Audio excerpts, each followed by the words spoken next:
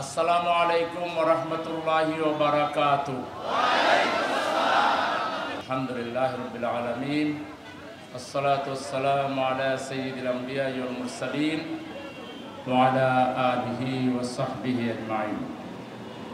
এদেশের গণমানুষের প্রাণপ্রিয় কাফেলা এই মুহূর্তে বাংলাদেশের সবচেয়ে আলোচিত, সবচাইতে আকর্ষণীয় মানুষের আস্থার মিনার বাংলাদেশ জামাত ইসলামী বাটেরা থানা কর্তৃক আয়োজিত আজকের ঐতিহাসিক কর্মী সম্মেলনের প্রিয় ভাই সভাপতি, বিভিন্ন থানার সম্মানিত নেতৃবৃন্দ, অন্যান্য মঞ্চভূমিষ্ঠ অতিথিবৃন্দ, সুধী মণ্ডলী, ব্যবসায়ী বন্ধুগণ, সাংবাদিক বন্ধুগণ এবং আজকের এই সম্মেলনে আগত প্রিয় ভাই সব,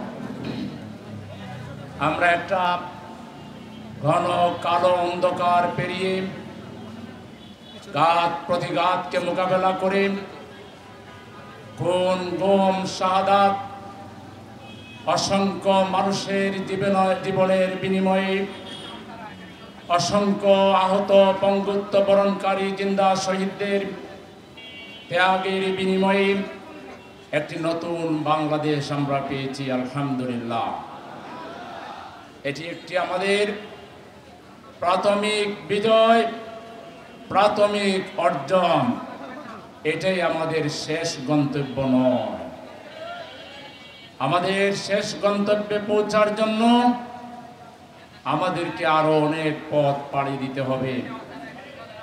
তবু আমরা স্বস্তি প্রকাশ করি, আমরা শুকরিয়া জানাই বাংলাদেশের মানুষ অন্তত হাফ ছেড়ে দীর্ঘশ্বাস ফেলার সাময়িক হলো একটা সুযোগ আল্লাহ রাব্বুল আলামিন দিয়েছেন। তার জন্য মাবুদের দরবারে আবারও শুকরিয়া আদায় করছি, আলহামদুলিল্লাহ। আমরা বিস্মিত হই, কিছুটা আমরা দুঃখ প্রকাশ করতে হয়। বিগত আন্দোলনে অন্যান্যদের মধ্যে জামাত ইসলামী, ইসলামী ছাত্র শিবিরও বিরাট অবদান রেখেছে এবং সকলের সম্মিলিত প্রচেষ্টায় আজকের সরকার, ইন্টারিম সরকার বা যে নামে আমরা বলি, সেই সরকার এখন ক্ষমতায় আছে। এই সরকারের প্রথম কাজ হওয়া উচিত ছিল তারা শহীদদের তালিকা করবে, তাদের পরিবার সদস্যদের তালিকা করবে এবং শহীদদেরকে জাতীয় বীর হিসেবে ঘোষণা করে তাদের পরিবারের খোঁজখবর নিয়ে যাদের জন্য রাষ্ট্রীয় সহযোগিতা প্রয়োজন, তাদের জন্য রাষ্ট্রীয় সহযোগিতা ইতিমধ্যেই তাদের কাছে পৌঁছে দেওয়া, তাদেরকে নিশ্চিন্ত করা, তাদেরকে উদ্বেগ মুক্ত করা, তাদের দোয়া নেওয়া এই সরকারের 1 নাম্বার এজেন্ডার কথা ছিল। কিন্তু তারা ব্যর্থ হয়েছেন। এখন পর্যন্ত প্রকৃত অর্থে কত শহীদ হয়েছেন এবং তাদের মা বাবা সহ, তাদের ঠিকানা সহ তালিকা আমরা এখনো দেখতে পাচ্ছি না। অথচ একটা ফাউন্ডেশন করা হয়েছে, সেই ফাউন্ডেশনে 100 কোটি টাকা বরাদ্দ করা হয়েছে, কিন্তু পেপারে দেখলাম 97% শহীদ পরিবার, আহত পরিবার এখনো কোনো সরকারি সাহায্য পায়নি। এটা আমাদের মানতে কষ্ট হচ্ছে।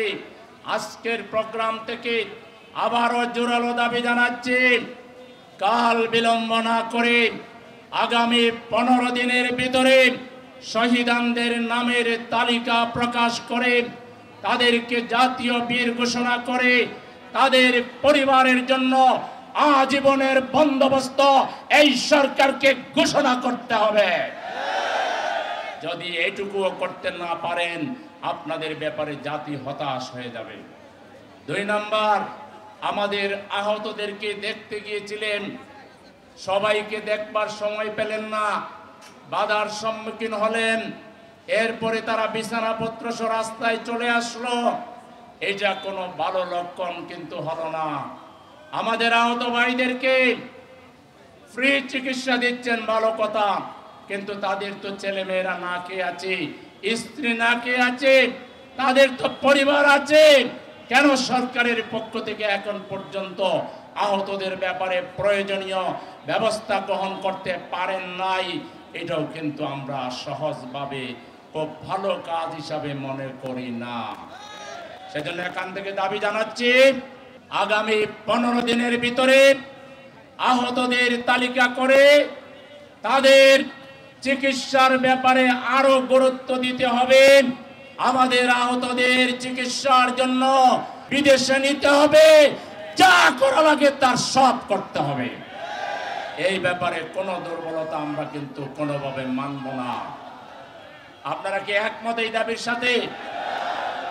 এখানকার হাজার হাজার জনতা তারা হাত তুলে আমার এই দুই দাবির প্রতি সমর্থন জ্ঞাপন করেছে যে আমাদের শহীদ পরিবারকে জাতীয় বীর হিসাবে ঘোষণা করতে হবে, তাদের আজীবনের বন্দোবস্ত করতে হবে, আহতদেরকে সুচিকিৎসা দিতে হবে, আহতদেরকে বিদেশ পাঠাতে হবে যাদের বিদেশে চিকিৎসা দরকার।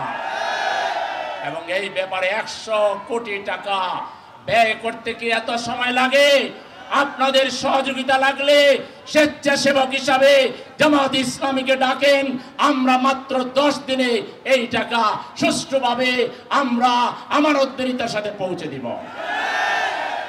এই রাষ্ট্র চালানোতে আপনাদের সহযোগিতা লাগলে আমরা আছি, কিন্তু আপনাদের ব্যর্থ হওয়া যাবে না।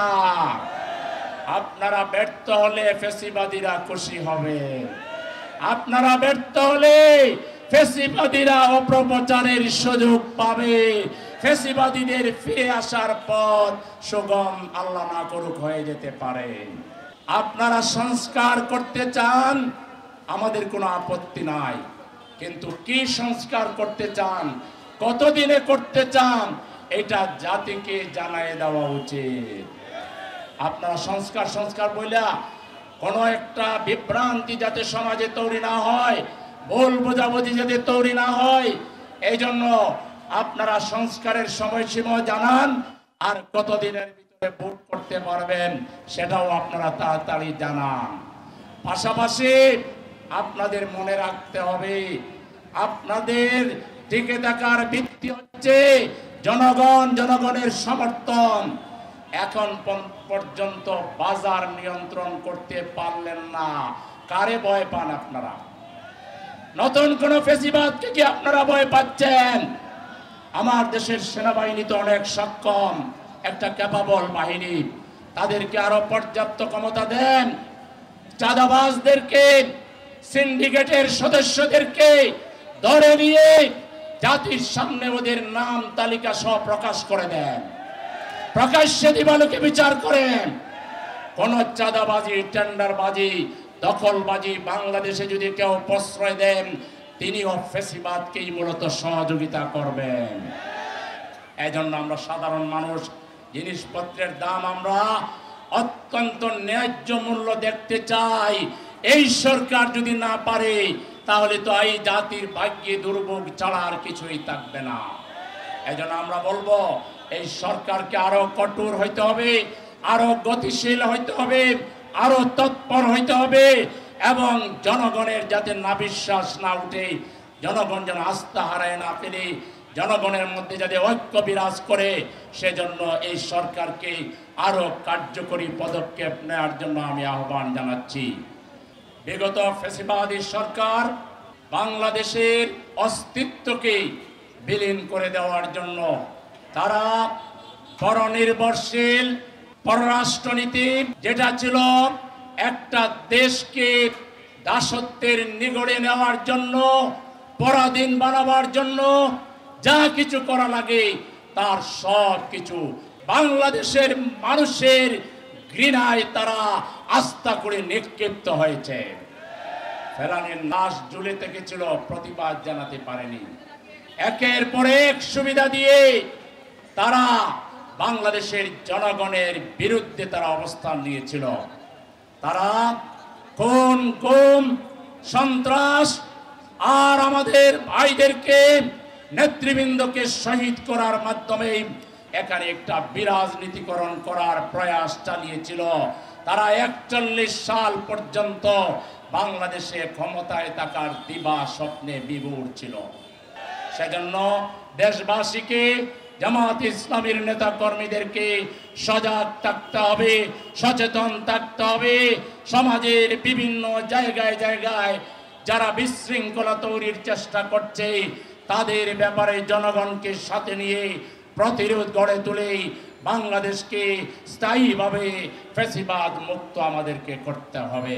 আজকে আমরা দেশের জনগণকে আহ্বান জানাই, আপনারা তো 53 বছর বিভিন্ন রাজনৈতিক দল শক্তি জোটকে দেখেছেন, জামাত ইসলামীকে এককভাবে কি আপনারা দেখেছেন? আমরা এবার আপনাদের কাছে, জাতির কাছে বিনীত আহ্বান জানাচ্ছি, একবার আমাদেরকে হেড বানাইয়া, হেডে থাকবো আমরা বাকি সবাইরে শেয়ার দিব। ইসলামী অন ইসলামী যার যেখানে মেধা আছে আমরা সবাইরে নিয়ে ইনক্লুসিভ পার্লামেন্ট, ইনক্লুসিভ মন্ত্রিসভা, ইনক্লুসিভ বাংলাদেশ আমরা গঠন করব।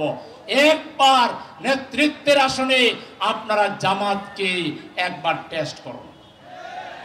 আমরা একটা নতুন বাংলাদেশ, ছাত্ররা যেটা চেয়েছে, জাস্টিসের বাংলাদেশ, ন্যায় বিচারের বাংলাদেশ, আদলের বাংলাদেশ, চাঁদাবাজ মুক্ত, টেন্ডারবাজ মুক্ত, খুন মুক্ত, সন্ত্রাস মুক্ত, আয়নাগর মুক্ত একটা সুন্দর সম্প্রীতির আমরা বাংলাদেশ প্রতিষ্ঠা করব ইনশাআল্লাহ। আর জামাত ইসলামী বিগত দিনে আন্দোলন সংগ্রাম সহ বিভিন্ন ক্ষেত্রে যে শৃঙ্খলাবোধ দেখিয়েছে, যে সাহসিকতা দেখিয়েছে, যে দায়িত্বশীলতা দেখিয়েছে দেশের জন্য, জনগণের জন্য, জামাত যে কুরবানি পেশ করেছে, এটার জন্য জামাতকে একবার দেখা দরকার। জামাতের মতো এরকম ভারসাম্যপূর্ণ, এরকম গতিশীল, এরকম একটা দায়িত্বশীল অর্গানাইজেশন যার প্রত্যেকটা কাজ সুবিবেচনা প্রসূত, চিন্তাশীল, দূরদর্শী। জামাত কোনো আবেগের তাড়নায়, কখনো আবেগের নদীতে কখনো গা ভাসায়নি। জামাত সবসময় বুদ্ধিমত্তার সহিত রাজনীতি করেছে। এখন আমরা যে বলছি, দেশকে বাঁচাবার জন্য বলছি, জাতিকে বাঁচাবার জন্য বলছি, যদি আবার সেই পুরাতন রাজনীতি আর নেতৃত্ব বাংলাদেশে ফিরে আসে, তাহলে আমাদের ছাত্র সমাজ, আমাদের শিশুরা, আমাদের নারীরা, আমাদের জনগণ বড়ই হতাশ হবে। আর এই হতাশা ফ্যাসিবাদের পথকে উন্মুক্ত করবে। এই জন্য বাংলাদেশকে বাঁচানোর জন্য, স্বাধীনতা রক্ষা করার জন্য, ইসলাম রক্ষা করার জন্য, বাংলাদেশের জনগণের মধ্যে ঐক্য প্রতিষ্ঠা করার জন্য জামাতকে একবার নেতৃত্বের আসনে এদেশের জনগণ দেখতে চায়। আমরা আশা করি আমাদের প্রতীক দাঁড়িপাল্লা আমরা ইনশাআল্লাহ খুব শীঘ্রই ফিরে পাবো, এবং দাঁড়িপাল্লা ন্যায়ের প্রতীকেই আগামী দিনে বাংলাদেশের জনগণ তাদের রায় দিয়ে আমাদেরকে দেশ পরিচালনার সুযোগ দিলে আমরা ইনশাআল্লাহ জনগণের সাথে দেওয়া কথা রক্ষা করেই বাংলাদেশ পরিচালনা করব ইনশাআল্লাহ। আল্লাহ তাআলা আমাদের সেই তৌফিক দান করুন। আপনাদের সবাইকে আমার পক্ষ থেকে আন্তরিক অভিনন্দন এবং শুভেচ্ছা জ্ঞাপন করে আজকের এই সম্মেলনের সফলতা কামনা করে এখানে বিদায় নিচ্ছি। আল্লাহ হাফেজ। বাংলাদেশ জিন্দাবাদ। বাংলাদেশ জামাত ইসলামী জিন্দাবাদ।